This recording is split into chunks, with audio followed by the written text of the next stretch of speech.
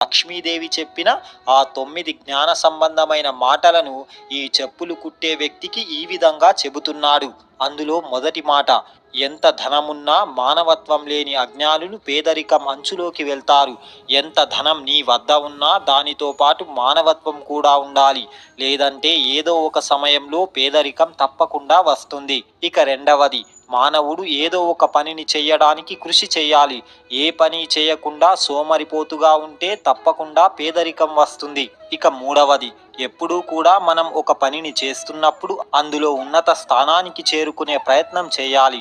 ఏ పనిని చేసినా తనకంటూ ఒక ప్రత్యేకత ఉండాలి. అలా చేయకుండా ఒక పనిని ఒకే రకంగా చేసేవారికి జీవితంలో ఎలాంటి ఎదుగుదల ఉండదు. వారు పేదవారిగా మారే అవకాశం ఉంటుంది. ఇక నాలుగవది: అజ్ఞానాన్ని తొలగించుకొని జ్ఞానాన్ని పొందాలి. ఏది జరిగినా కాలాన్ని నిందించకూడదు. తన పనిని తాను